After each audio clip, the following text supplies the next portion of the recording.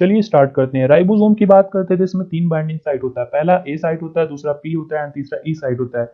ए site पे क्या होता है, ये एमाइनो एसाइल साइट होता है क्योंकि यहाँ पे अमाइनो एसिड आकर के बाइंड करता है। और पी साइट होता है पेप्टाइडल साइट होता है, यहाँ पे पेप्टाइड बॉन्ड का फॉर्मेशन होता है। एंड एक ई साइट होता है जिसका मतलब होता है एग्जिट साइट, और इस साइट से अमाइनो एसिड बाइंडिंग के बाद जब पेप्टाइडेशन यहाँ पे हो जाता है तो जो टीआरएनए यहाँ पे बचता है, ये टीआरएनए इसमें मूव करता है और टीआरएनए यहाँ से एग्जिट कर जाता है। और इसके अलावा भी एक बाइंडिंग साइट होता है जिसका नाम होता है एमआरएनए बाइंडिंग साइट। ये प्रेजेंट होता है एमआरएनए पर। यहाँ एमआरएनए है, ये कुछ सीक्वेंसेस होते हैं। अगर हम प्रोकैरियोट की बात करें तो इसे साइन डेलगानो सीक्वेंस कहते हैं, क्योंकि इसको रिकॉग्नाइज करने का काम क्या करता है, 16 यस राइबोसोमल आरएनए का काम होता है जो प्रेजेंट होता है स्मॉलर सब यूनिट ऑफ राइबोसोम के। ठीक है। और जो यस होता है, यस इंडिकेट करता है स्वेटबर्ग यूनिट का, ये हमने डिस्कस किया। और mRNA binding site, A site, P site and E site. चलिए आगे कंटिन्यू रखते हैं। इसके अलावा इनिशिएशन की बात करते हैं प्रोकैरियोट पर। तो कैसे इनिशिएट करता है प्रोटीन सिंथेसिस यहाँ पे, तो prokaryotic mRNA are initially recruited to the small subunit by base pairing to rRNA. A specialised tRNA charge with a modified methionine. अगर हम प्रोकैरियोट की बात करते हैं तो यहाँ पे नॉर्मल मेथियोनिन अमीनो एसिड नहीं होता है, यहाँ पे मॉडिफाइड मेथियोनिन होता है। Bind directly to the prokaryotic small subunit, वो स्मॉल सब यूनिट से बाइंड करता है। ये पहले स्टेप में क्या होता है, स्मॉल सब यूनिट से बाइंड करता है। ठीक है। तो यहाँ पे बात करती है नॉर्मल मेथियोनिन अमीनो एसिड है। और यहाँ पे अगर मॉडिफिकेशन हो जा रहा है, यहाँ पे फॉर्मिल ग्रुप आके लग जा रहा है, तो एन एन टर्मिनल पे लग रहा है, इसलिए बोलते हैं N formyl methionine. N formyl methionine ये मॉडिफाइड होता है, ये पहला अमीनो एसिड होता है in case of prokaryote. Okay. यहाँ देखते हैं तो ये राइबोसोम का दोनों सब यूनिट अलग अलग है एंड ये एमआरएनए, और ये हमारा फर्स्ट टीआरएनए है जो कैरी कर रहा है फॉर्मुलेटेड मेथियोनिन को। और ये बाइंड करता है पी साइड पे, सबसे पहले पी साइड पे बाइंड करता है, ना कि ए साइड पे और ना ही ई साइड पे। ऐसा क्यों है कि ए साइड पे नहीं बाइंड कर रहा है, इसके बारे में आगे डिस्कस करेंगे, क्योंकि कुछ फैक्टर्स होते हैं ऐसे जो यहाँ पे ऑलरेडी आकर के बाइंड कर जाते हैं पहले ही। तो यहाँ पे कोई स्पेस नहीं होता, जिसकी वजह से जो टीआरएनए होता है पहला वो एयूजी साइड पे आकर के बाइंड करता है, यानी कि स्टार्ट कोडॉन जो होता है वहां पे बाइंड करता है। तो बात करते हैं यहाँ पे पहला अमीनो एसिड जो होता है वो हमेशा पी साइड पे बाइंड करता है। ये यहाँ पे बाइंडिंग होने के बाद अब लार्जर सब यूनिट आ गया, यहाँ पे बाइंड कर जाएगा और ये इनिशिएशन कॉम्प्लेक्स को फॉर्मेशन हो जाएगा और प्रोटीन सिंथेसिस यहाँ से स्टार्ट होगी। तो अभी इसमें बहुत कॉम्प्लिकेटेड प्रोसेस होता है, इसके बारे में हम देखते हैं। Three initiation factor direct an assembly of an initiation complex that contain mRNA and the initiator tRNA।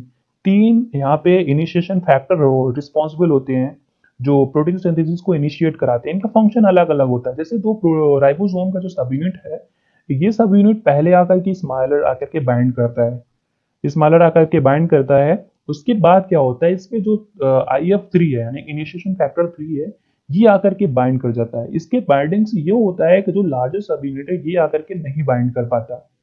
ठीक है। तो पहले IF3 आकर के बाइंड कर जाएगा, उसके बाद क्या होगा, IF1 और IF2 आकर के बाइंड कर जाते हैं ए साइट पे, ताकि जो अमीनो एसिड पहला आने वाला है वो ए और ई पे ना आए बल्कि पी पे आए। ठीक है। तो यहाँ पे उसको हम देखते हैं अच्छे से। जैसे ये राइबोसोम है, राइबोसोम का दो यहाँ पे दोनों सब यूनिट अलग हैं। ठीक है। तो IF3 सबसे पहले आकर के बाइंड कर जाता है इस साइड के पास, ताकि लार्जर सब यूनिट आकर के यहाँ पे बाइंड ना कर पाए, इसको प्रिवेंट करता है इस बाइंडिंग से। उसके बाद आता है GTP के साथ आता है IF1 एंड IF2, ये बाइंड कर लेते हैं ए साइड पे, ताकि जो पहला अमीनो एसिड है वो पी साइड पे डायरेक्टली आए। ये फॉर्मुलेटेड मिथियोनिन टीआरएनए है, ये आएगा पहले पी साइड पे आकर के बाइंड कर जाएगा। ठीक है।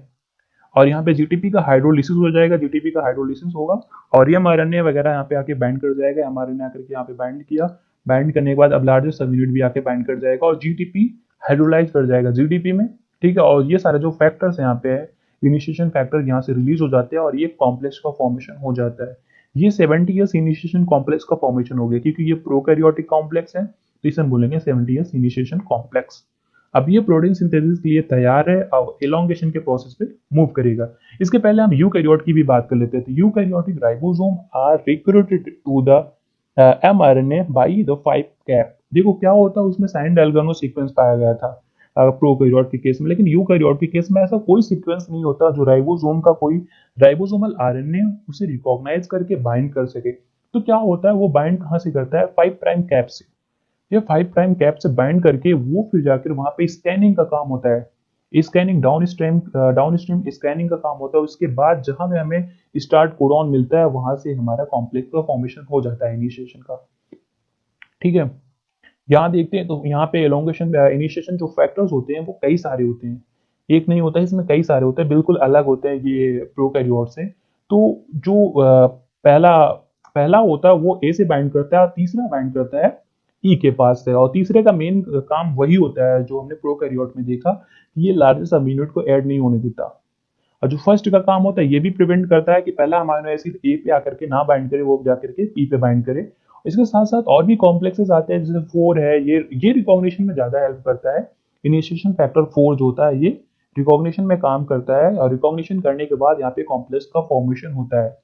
ये कॉम्प्लेक्स का फॉर्मेशन होता है, तो यहाँ पे बाइंडिंग होता है पहले का एंड तीसरे का। उसके बाद आ जाएगा टीआरएनए, टीआरएनए आएगा, ये मिथियोनिन कंटेनिंग टीआरएनए होता है, चार्ज टीआरएनए, क्योंकि ये जीटीपी के साथ आता है और ये भी जीटीपी के साथ आता है।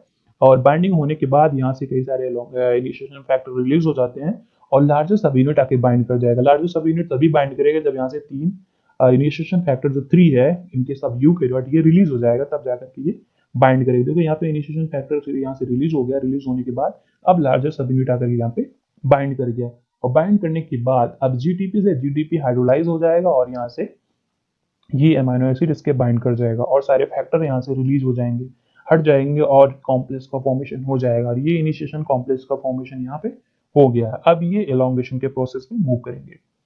देखिए एलोंगेशन ट्रांसलोकेशन की बात करते हैं, तो इनिशिएशन हो गया, अब एलोंगेशन की बात करें। एलोंगेशन देखो ये हमारा ओवरऑल पहले इनिशिएशन की बात है, जो प्रोकैरियोट की बात है। देखो पहले क्या 30 सब यूनिट, क्योंकि 30 सब यूनिट सबसे पहले आता है और बाइंड करता है एमआरएनए। एमआरएनए भी कहाँ पे बाइंड करता है, ये प्रोकैरियोट की बात कर रहा है, प्रोकैरियोट को सबसे पहले बाइंड करता है साइन डेल्गनो सीक्वेंस। देखो साइन डेल्गनो सीक्वेंस जिसको बोलते हैं हम राइबोसोम बाइंडिंग साइट, इस राइबोसोम बाइंडिंग साइट पे यहाँ पे आके बाइंड कर जाएगा।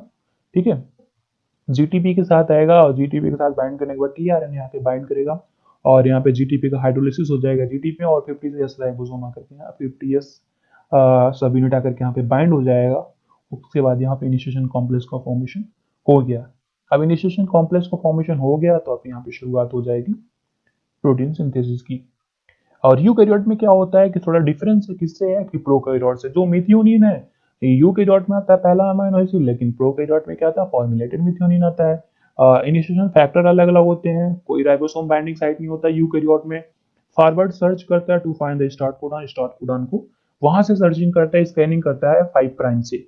Complex of EF two GTP and tRNA methionine bind to 5 prime cap से, ये 5 प्राइम कैप से बाइंडिंग में हेल्प करता है EF two GTP and tRNA methionine bind. Small subunit bind करता है, this complex searches forward to the AUG, मतलब start codon को सर्च करने में ये हेल्प करता है।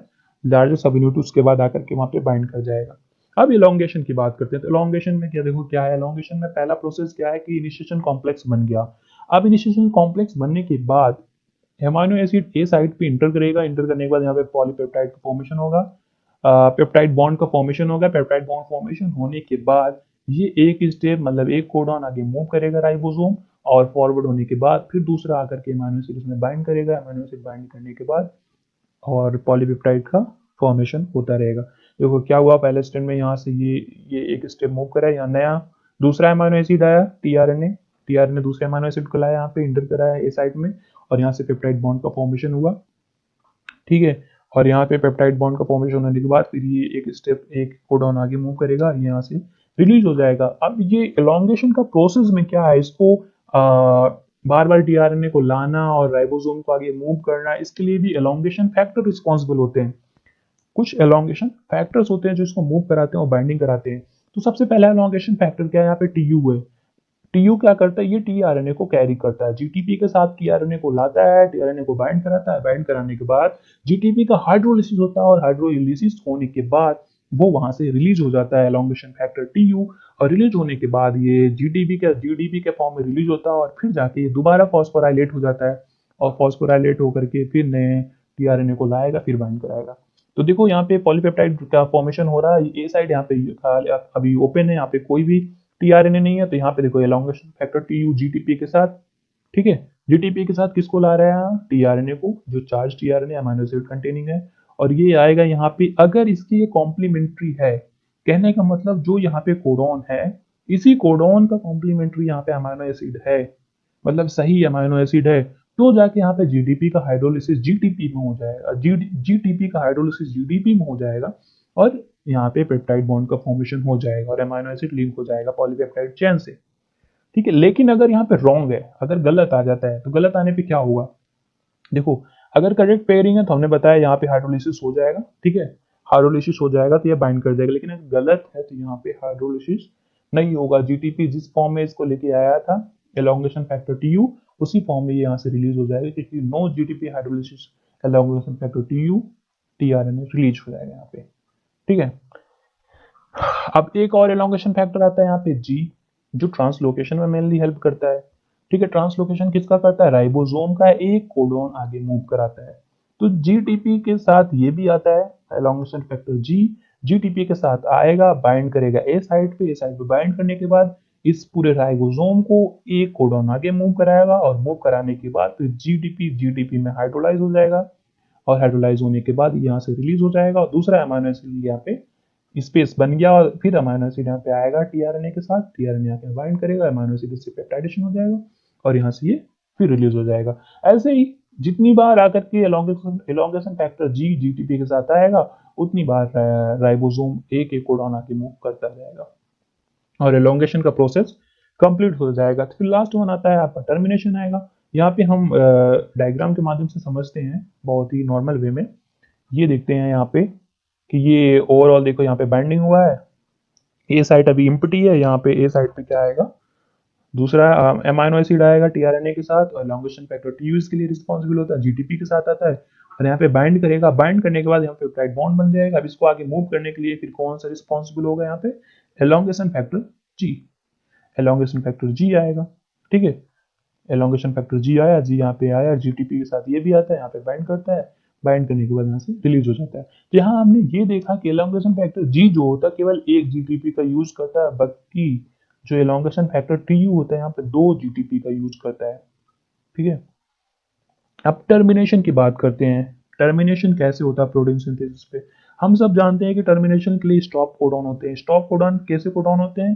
तो स्टॉप कोडॉन वो कोडॉन होते हैं जिनके पास कोई अमाइनो एसिड नहीं होता, ये किसी अमाइनो एसिड को कोड नहीं करते हैं, और ना इनका कोई टीआरएनए होता है। जब अमाइनो एसिड ही नहीं है तो टीआरएनए कहाँ से होगा? तो इसके लिए कुछ रिलीज फैक्टर्स होते हैं। जैसे अगर प्रोकैरियोट की बात करते हैं तो इसमें 3 रिलीज फैक्टर होता है।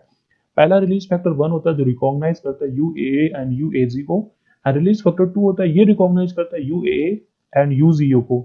और इन दोनों के लिए हेल्प करने वाला कौन है बाइंडिंग कराने में? एक जीटीपी बाइंडिंग प्रोटीन होता है जिसका नाम होता है रिलीज फैक्टर 3। ये 1 एंड 2 को राइबोसोम से बाइंडिंग कराते हैं और रिलीज कराने में हेल्प करते हैं। और यूकैरियोट की बात करते हैं, इसमें दो ही रिलीज फैक्टर होता है। पहला होता है यूकैरियोटिक रिलीज फैक्टर 1, जो रिकॉग्नाइज करता है सारे टर्मिनेटेड कोडॉन को। 3 टर्मिनेटेड कोडॉन होते हैं, इन तीनों को रिकॉग्नाइज करने में एलोंगेशन फैक्टर रिलीज फैक्टर 1 का काम होता है। और इस 1 की बाइंडिंग कराने के लिए और रिलीज करवाने में पूरा मदद करता है रिलीज फैक्टर 3।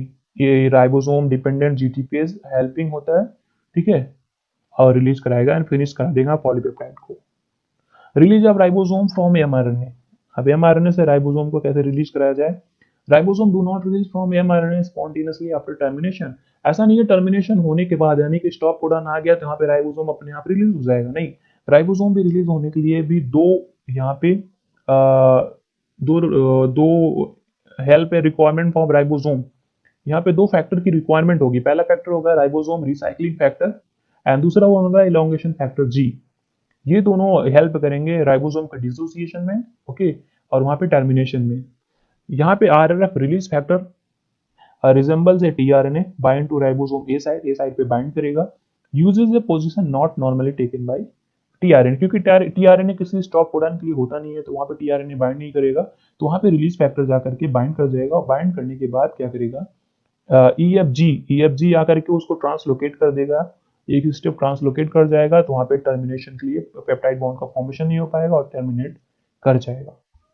यहाँ देखते हैं, ये देखें यहाँ पे पेप्टाइड साइड पे है पी, और यहाँ पे बाइंड करने के लिए कोई भी अमाइनो एसिड नहीं है, कोई भी टीआरएनए नहीं है, तो यहाँ पे रिलीज फैक्टर आएगा राइबोसोम रिलीज फैक्टर आकर के यहाँ पे बाइंड कर जाएगा। बाइंड करने के बाद यहाँ पे किसी भी पेप्टाइड बॉन्ड का नहीं होगा जनरेशन, तो एलोंगेशन फैक्टर जी आएगा जीटीपी के साथ, और यहाँ पे ये बाइंड करेगा। बाइंड करने के बाद इसको ट्रांसलोकेट करा देगा एक कोडॉन आके। जब ट्रांसलोकेट कर जाएगा तो यहाँ पे ई साइड से ये एग्जिट कर जाएंगे, दोनों अमीनो एसिड, दोनों टीआरएनए यहाँ पे एग्जिट कर जाएंगे। और क्या होगा, उसके बाद यहाँ से टर्मिनेट हो जाएगा। अब राइबोसोम को डिसोसिएट कराना है। राइबोसोम को डिसोसिएट कराने के लिए हमने बताया था इनिशिएशन फैक्टर 3 रिस्पॉन्सिबल होता है इसके लिए।